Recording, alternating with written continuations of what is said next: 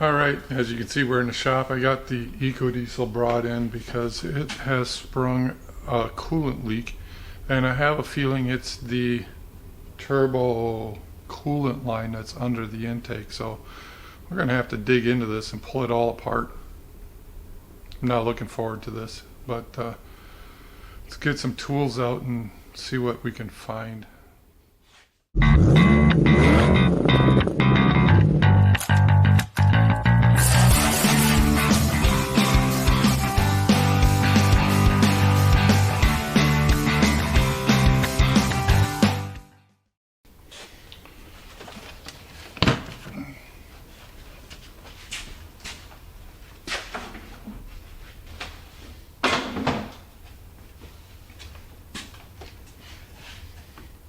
Gonna have to get these charge pipes out of here, get them out of the way, see what we can do.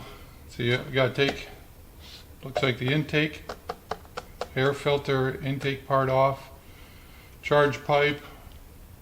We'll have to get this wire harness flipped over to the side, take off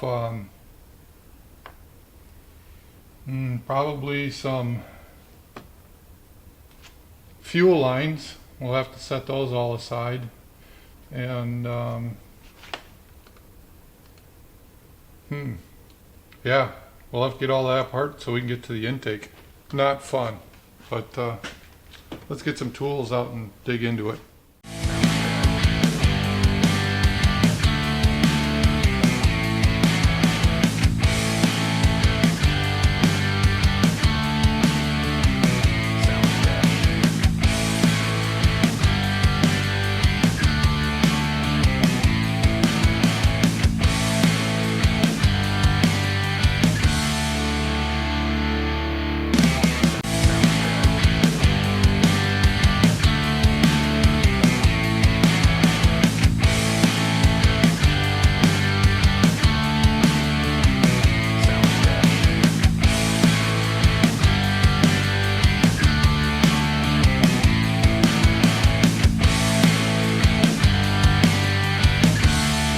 Mine might look a little different because I've got that aftermarket pipe intercooler and pipe upgrade on it.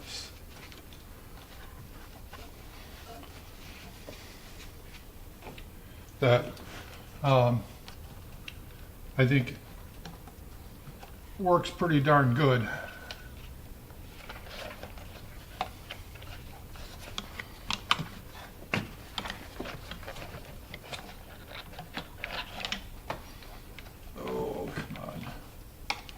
If you ever try taking these boost pipes off, though, they do not want to come off easy.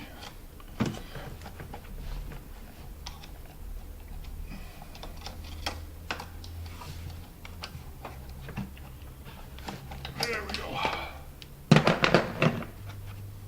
Okay, that's off. I can get this one off. There's a lot here to get off, and it is. This one has not been apart as far as I know, so everything is difficult, and it's been sitting for 2 hours and it's still very warm. You may or may not be able to see the video. At this time, it wasn't that long ago that I put this on, and I misplaced the video for the install here, but if I find that, I will post that up, and everybody will have probably gotten some sort of notification if you keep your notification bell on. I will say, though, that when you do this, if you do this kit, you're definitely going to want to buy some more aftermarket hose clamps, boost clamps, T-bar clamps, whatever you want to call them, because these ones strip out really easy. They're pretty cheap. While we're in here, though, I think we're going to do an intake cleaning too. Get this EGR tube out of here. My EGR is technically turned off. I never put the kit in to delete the pipe here. If I have time later, maybe I'll make up a couple of block off plates.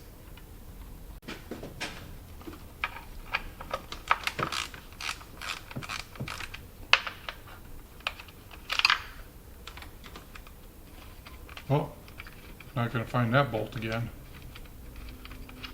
Maybe we will. Try fishing. Grab a magnet here and stick it down in there and see if I can come up with it. Toughest part about getting this intake off is getting all the fuel lines out and then getting down to the point where we can take this charge side horn off of the turbo so we can get the intake out. But we'll keep digging in. We'll get it. Use a magic tray here. Keep my bolts in order.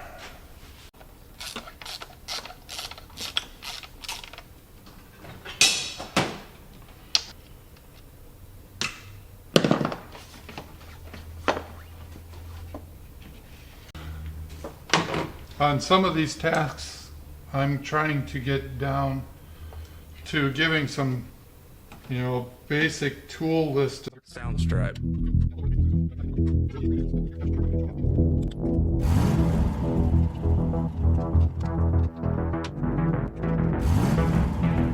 Sound stripe.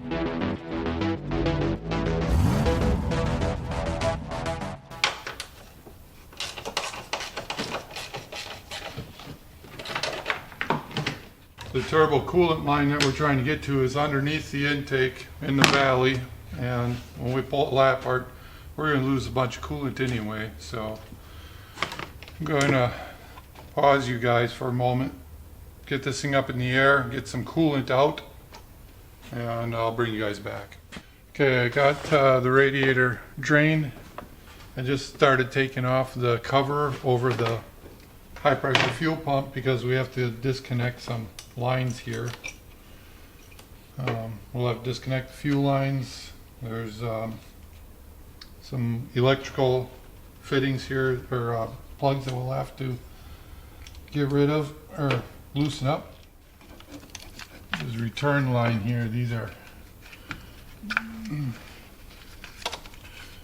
real pain in the butt. They're very hard. They don't want to come apart.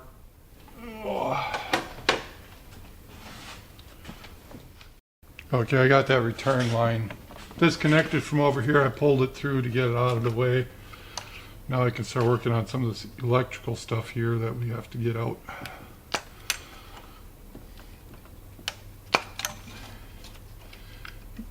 Injectors here.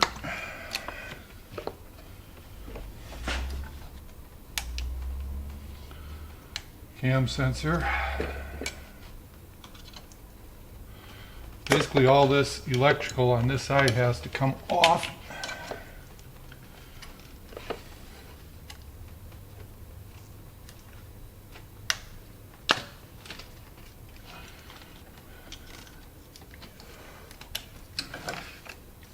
Because it goes over the intake, so it's got to get pulled back to the computer over here. And I guess before I can pull those off, I got to pull the injector lines off.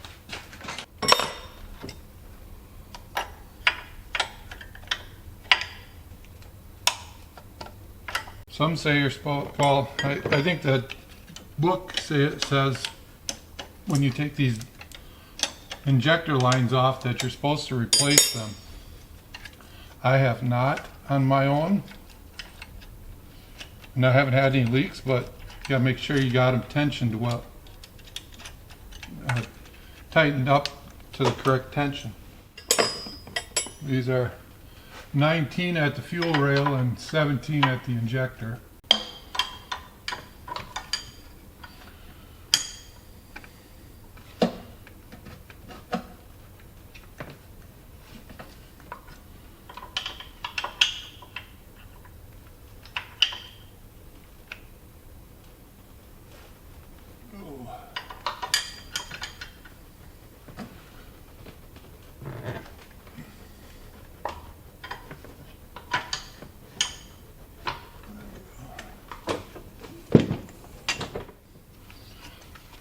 That one was really tight. That technician must have been eating his Wheaties that day. I take these out and I lay them on a rag in a row here so that I know where they came off of, kind of in, you know, I lay them out. Sure makes it easier later when you're trying to fit them all back together.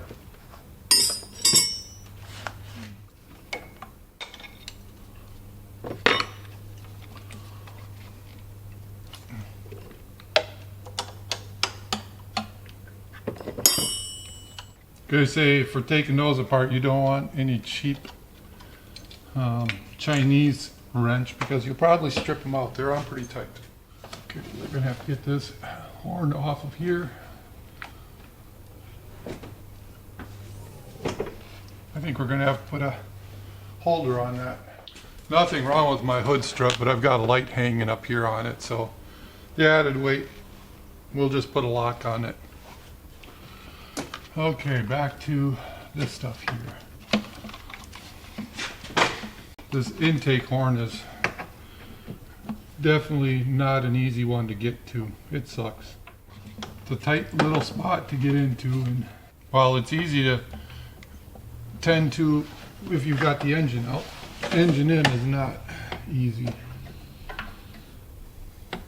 And you cannot see it. You have to do it completely by feel. And I have to take this watch off. This would not be fun if this engine was red hot yet. Oh my gosh. This is bad enough with just a warm engine. I'm starting to sweat.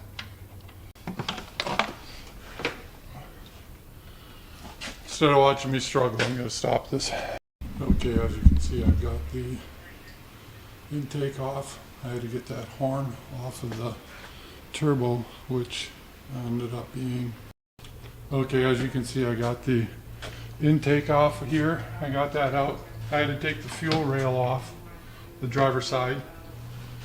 I ended up using a little bit of heat on one of those bolts for the air horn, and then I used just a regular Allen wrench and a wrench, you know, on top so that I could get in there and break it loose. That one on the actuator side was really tight. It did not want to turn. And when I put that together, I'm definitely putting anti-seize on. I also got the section out off the block, and as I was breaking this loose, the whole hose just tore apart. So that's what it is. It's right down in here. I'm not sure. Let me see if I can zoom you in there a little bit. You can see it now. Right here, this line here, this one is the one that was leaking for me, blown. I'm going to knock this apart, put a new piece of line on, and a couple of new hose clamps.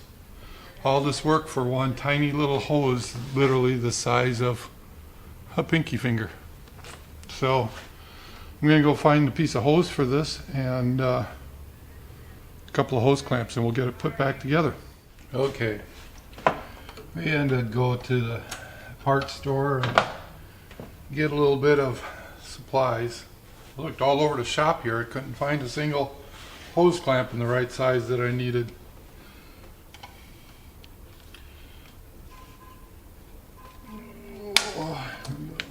We get this old clamp off of here.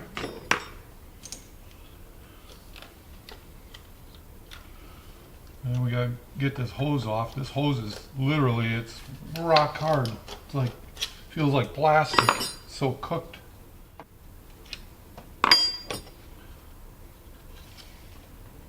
These old clamps, or these little spring clamps, they're good for what they are, but they're one-time use.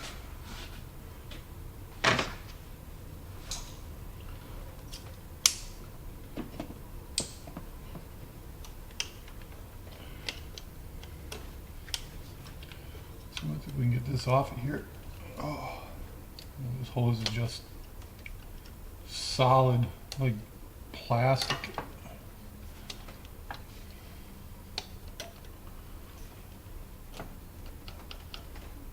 There we go.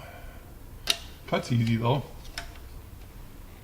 And that's all there is, except for about that much that came off with the other end, but it's literally a 2-inch piece of hose. I just got some regular high pressure fuel line. That's all I'm going to put in there. Should be good for another 10 years or so. Now I got this thing, well, getting close here now. I can put this banjo bolt back in here. Try to do it without losing the washer, especially if you got big hands.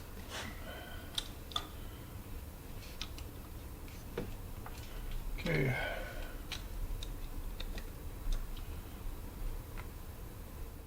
Put some hose clamps on there. Good. Nice and tight. And it's repaired. Now we can put this whole works back together. But I'm going to take a moment here and turn you guys off. And I'm going to go clean that intake. There's a lot of carbon. Well, I shouldn't say there's a lot of carbon. There really isn't that much carbon in it, considering. But I'm going to clean the oil and carbon soot deposits out of it. The heads here, I expected the heads to be a lot worse than what they are, and they're really not all that bad. Usually on these diesels, the soot and everything really clogs them up, especially when you got the oil, the blow-by oil or oil vapors that go through there, and then it just makes a good spot for the carbon to stick, and it ends up just being like concrete in there. And this one really isn't that bad. I mean, there's a layer, but I've seen these where the ports are almost blocked off. One of the ports. Each cylinder has 2 intake ports. And I've seen the ones with the butterfly valve in, because they have the swirl valves, they call it, and I've seen them where they're half blocked off. So this one ain't too bad. We're going to just leave it, but I am going to clean the intake out. Okay, now we'll get this gasket surface kind of cleaned up a little bit. A little bit of brake cleaner, and it's just got oil and stuff on it. We're going to clean it up.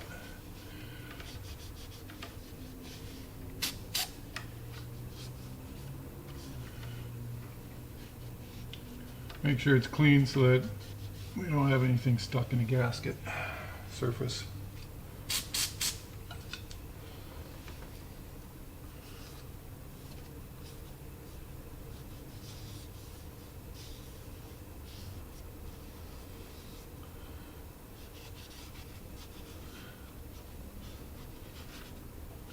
Maybe we need a little water meth injection to clean the rest of this all out.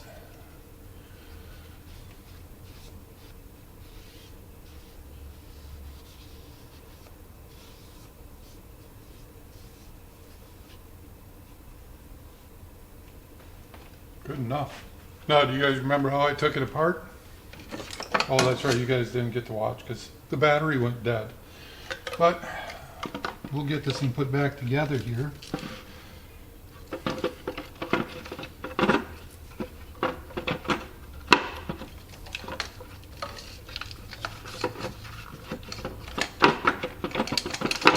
Maybe.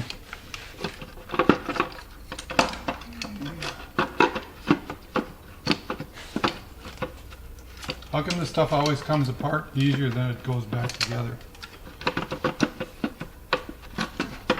Or is it supposed to be the other way around? It's supposed to go together easier than it comes apart.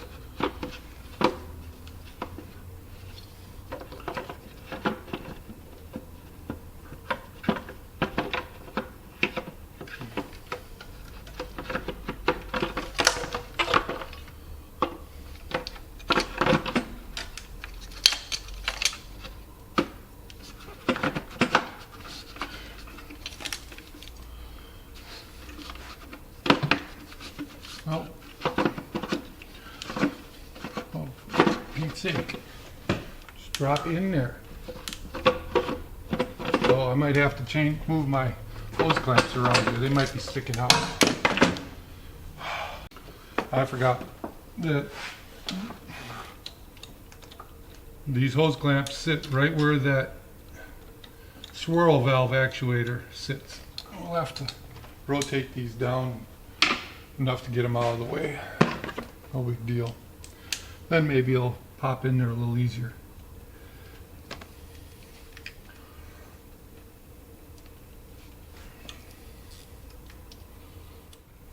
Okay, I think those are nice and tight again.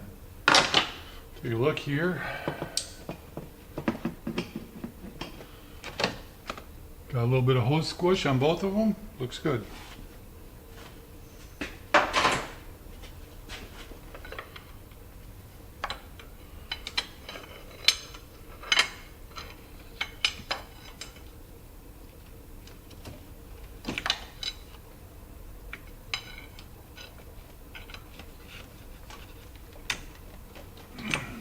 Had to bend that one line out a little bit. Get the hose off and get the old hose off, get the new one on. Okay, now let's see once. Look at that. Now it just drops right in. Go figure, huh? Okay, intake. Next we gotta stick this fuel rail in there.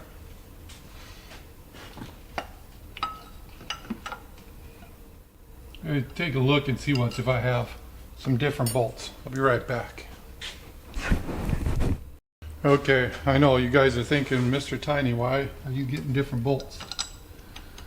And the answer is pretty simple. The bolts that I took out are Torx head. In order for me to take them out, I had to make up a tool like this. This is just the end of a Torx out of one of our Torx sockets and a 1/4-inch wrench with a piece of tape, so I could get in there, because that's all you have room for to get in there. And rather than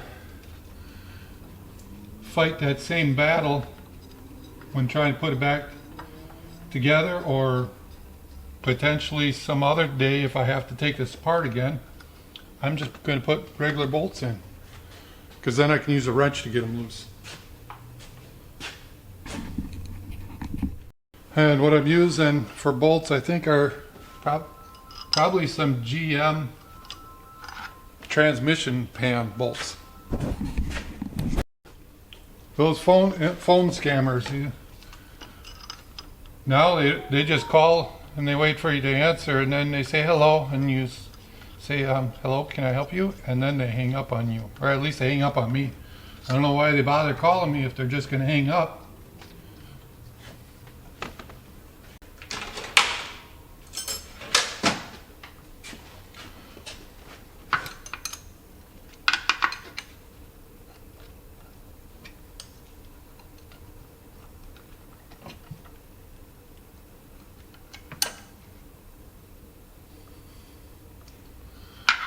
That should be tight enough.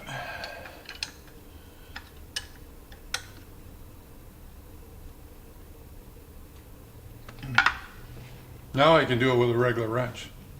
We'll take these, we'll put those in the spare bolts drawer. Okay, now we can get this. Now I got that in there, we can do this intake.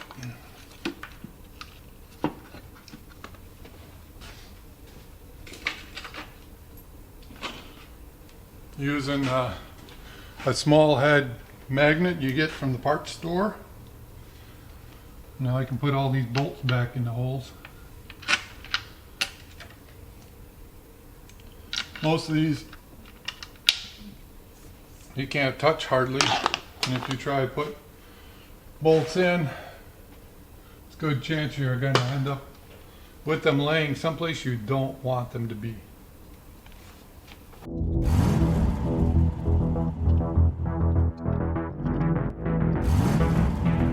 Sound strap. Lots of bolts in this intake.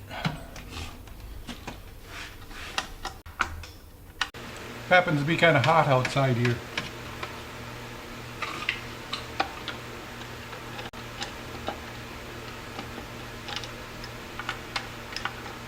I'm going to get all these just about snug.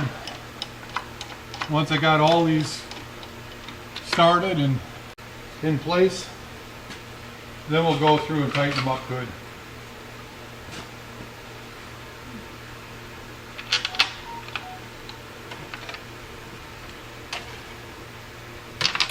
Oh.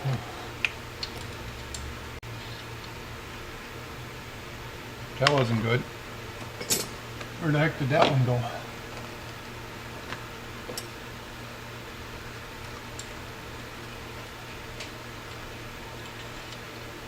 There it is.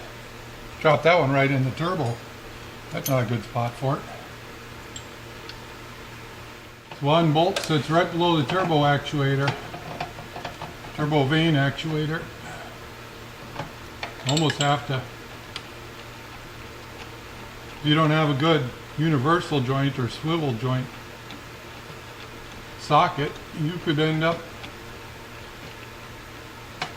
probably having to unbolt that actuator unit.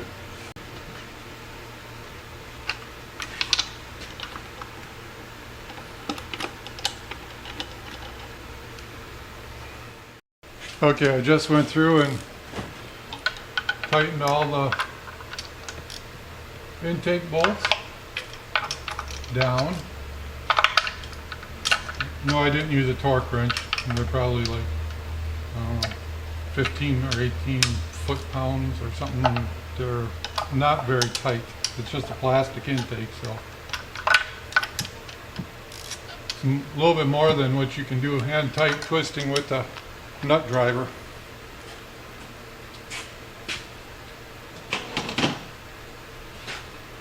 Okay, next we're going to put the we're going to have to put that snout back on. Oh, let's see. I think we're going to wait with the charge pipe snout. We'll work on getting some of this other stuff put back on. We got the fuel lines to put on, wire harness to lay back down in there.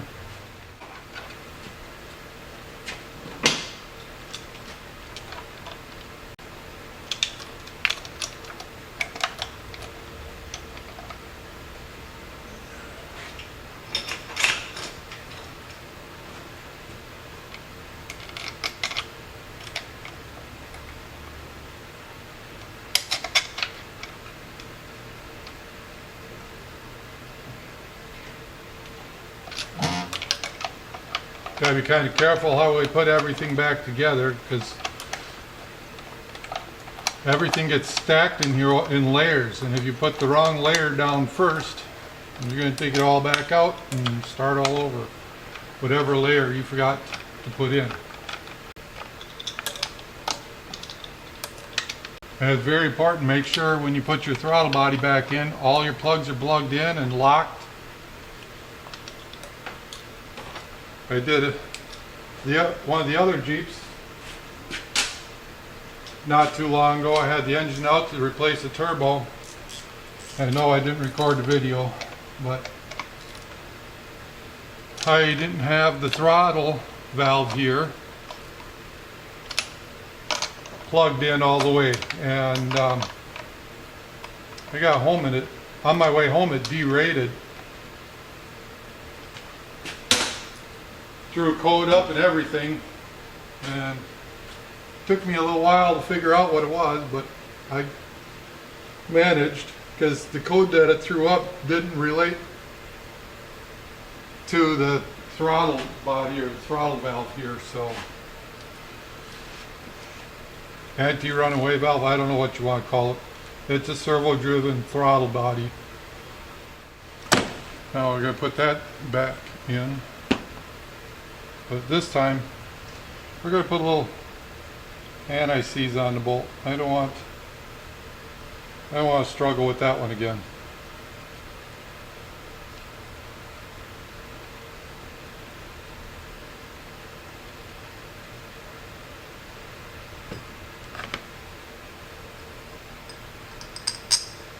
I'm not worried about it coming loose.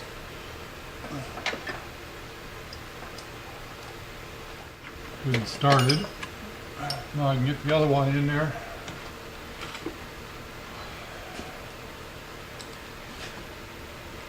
We'll put a little anti-seize on this one too.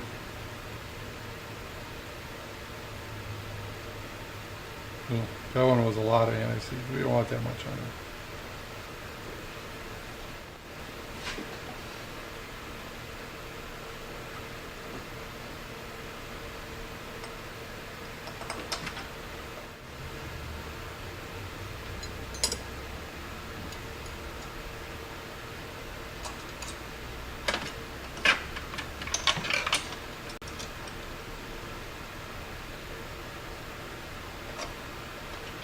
There we are.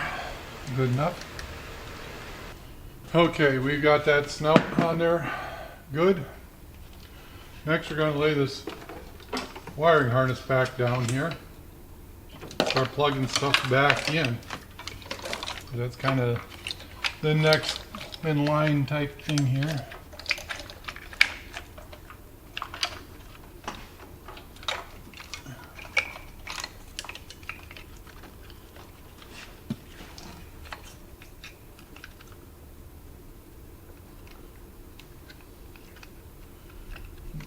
Glow plug here. This has got to plug into the throttle body. There you go. Make sure that make sure those snap into place. You'll hear them. They go click. The wire harness sits on studs on valve cover.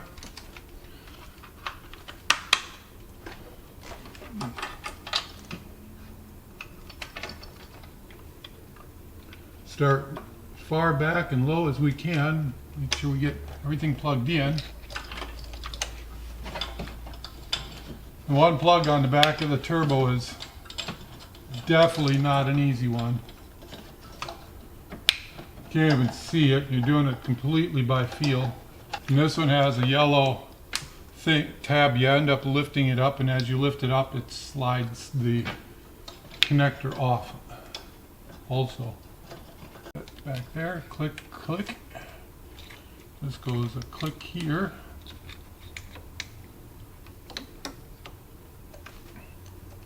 And we got injectors. This really, the wire harness, it looks kind of scary when you first look at it, but in reality it's not that bad.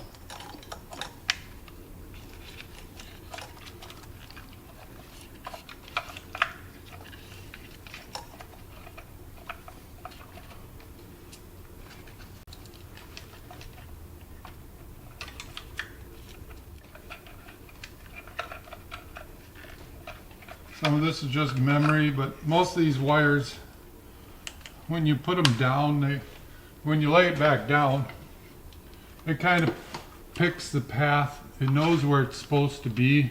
It'll pretty much, each plug will pretty much point to where it needs to go. It can be kind of scary when you're just looking at this big web of plugs, but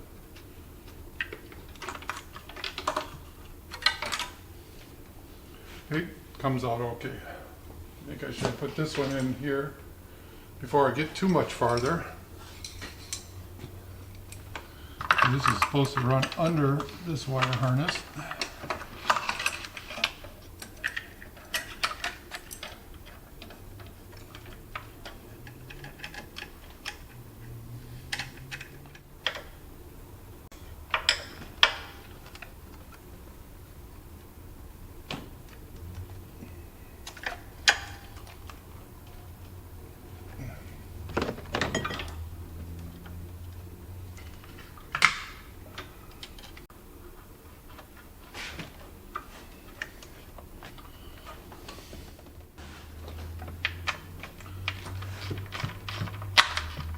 With these fuel lines, I don't know what the torque spec is on them. I don't have a book. I haven't taken the time to look them up. I just make sure that they're tight. You know, I guess you have to kind of feel. Then you can put quite a bit of torque on them. the idea is you don't want them to leak, and they do hold a lot of pressure. So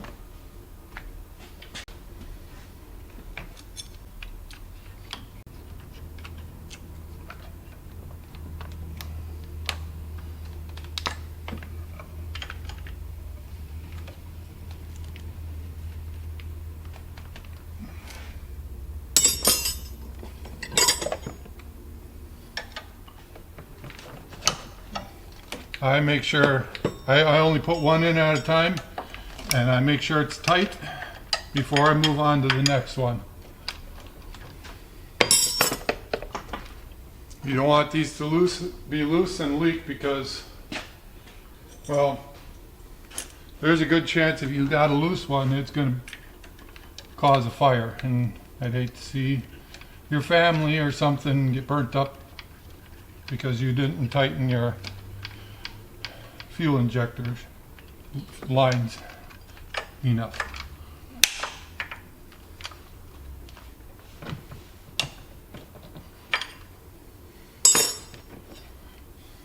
I happen to like my Jeep, so I don't want it to burn up either, so I just do one at a time, make sure I got them tight.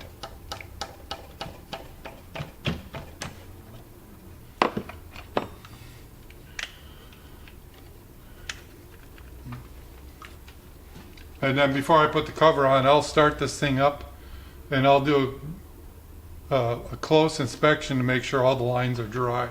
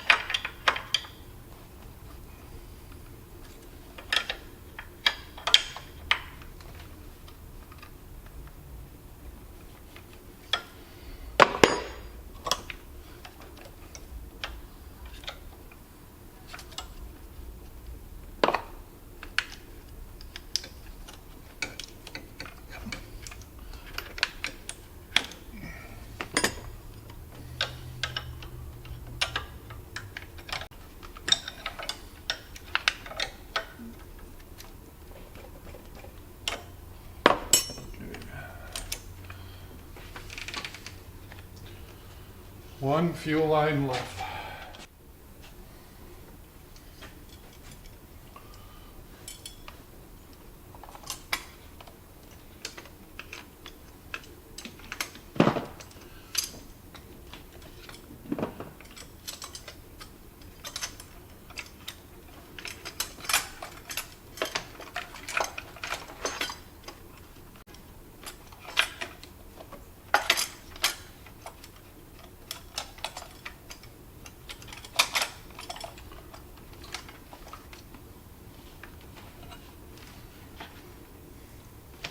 I gotta see how this one fits in there.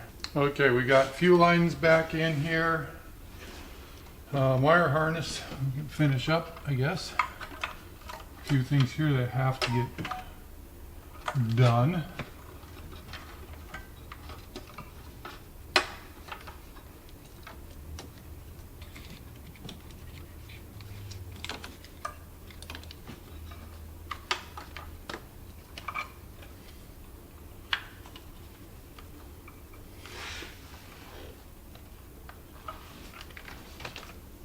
Yeah, I know it looks like quite a mess, but you know, in reality, all these new modern engines are quite a mess. So it's just a matter of digging down, getting to the problem, fixing it, and then slowly putting everything back together so that you make sure you don't miss something. It's really rough if you're 6 hours into a job and you forget to plug something in or forget to put a bolt in. That's important. And you have to take half of it all apart again Well, for one, if you're working at a dealership, you're not making any money because you get paid book time on it, and if you got to do the job 2 or 3 times, you're definitely not going to make any money at it.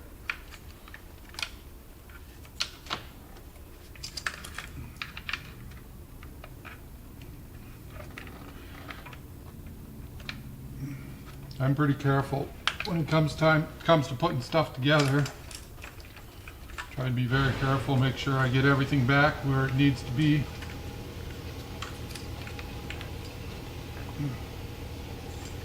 Take pictures if I have to, make some mental notes, whatever it takes.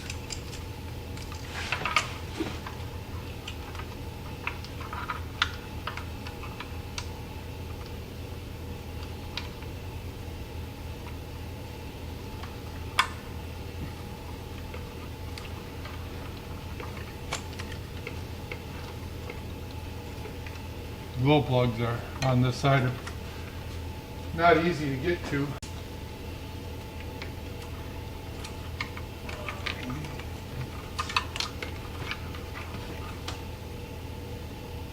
One plug left there, that is the plug for the map sensor, which we'll put in just a few minutes.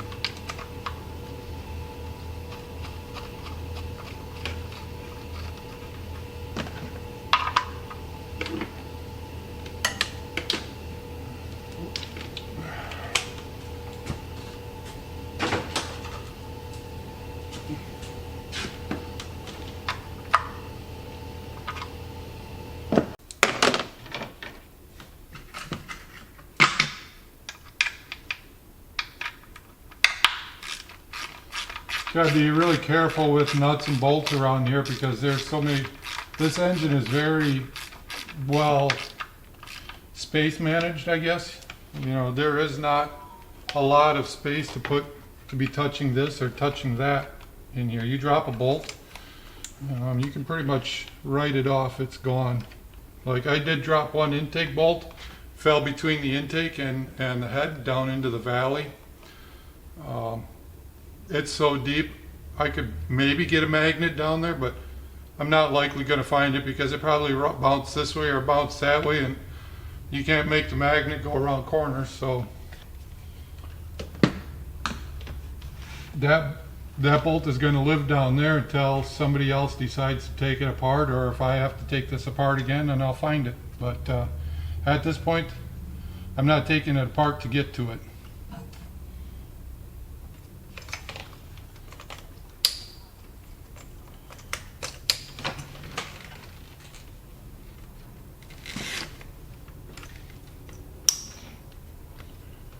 All these little clips and bolts, we gotta make sure they're all back in place. So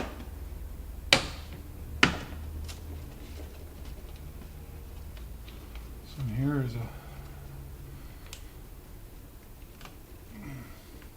going fuel line, fuel line there. Okay, I got click here, make sure all my plugs are plugged in, double check. That's in. Oh, see, now it's a good thing I'm double checking because here's the number 4 glow plug wasn't snapped in.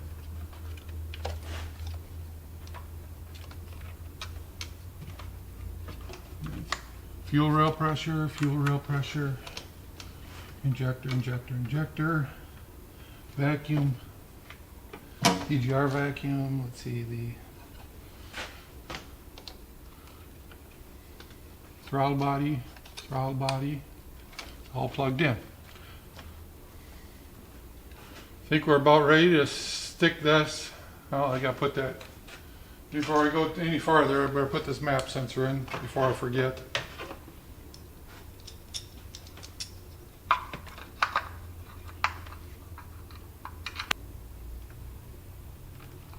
Okay, got that socket put back together. Let's see. Visual inspection. Got this here. We'll have to go back in there.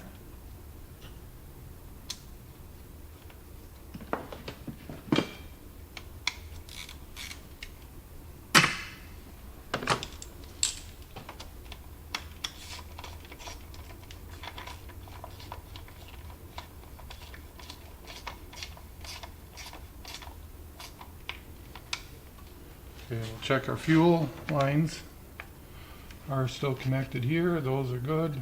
That's good. That's clicked on. I didn't take very many wires loose on this other side, only the bare minimums. I think we're ready for coolant tank. Before I put that coolant overflow in, or the pressure bottle, we'll have to put this charge pipe back in here. Before I put the charge pipe in, let's see, I'm going to double check, make sure this fitting down here is tight. Yep, this one I didn't take apart, but that one's tight. Okay, we're going to put the cover on this high pressure fuel pump.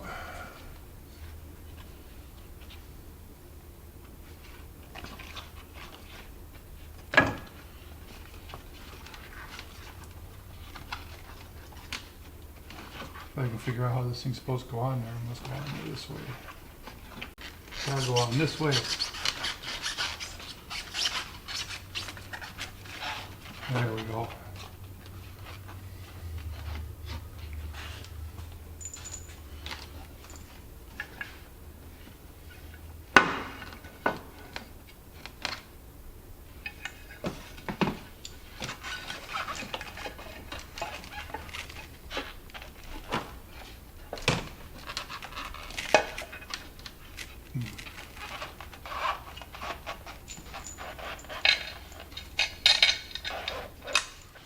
All right, you can see now I've got everything buttoned back up. I just had it running, did my visual inspection for leaks on all the injection, the high pressure fuel that I had on this driver's side. All those lines I had apart, I checked them to make sure they're not leaking, and all I got left is to fill the coolant, and we're going to back this thing outside and let it run for a little while and see if it'll burp the coolant. And yeah, I'm going to call this job done otherwise, but let's get this thing outside.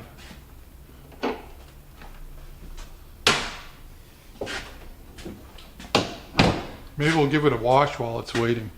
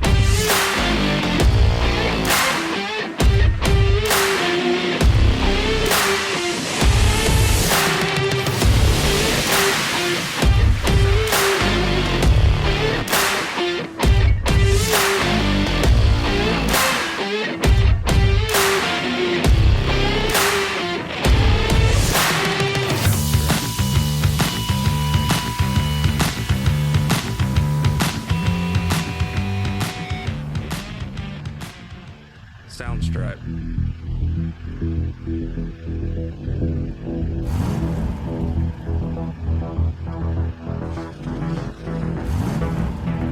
Sound stripe.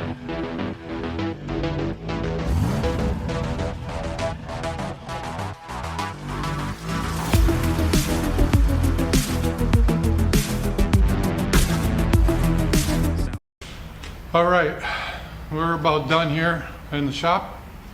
It wasn't exactly an easy job to do, but in reality it wasn't that bad either. I just took my time. I was being meticulous with it. I didn't find anything else I needed to replace, but if it had come up and I needed to, well, that would have been the time to get it done. So I think we're going to lock up some tools. We're going to turn off some lights, and we're going to hop in this Jeep and head for home. It's supper time. So I hope to see you in the next episode. Make sure you like, subscribe, come and see me again. Thanks. Remember, build bigger, build it better, build it faster, but just build it.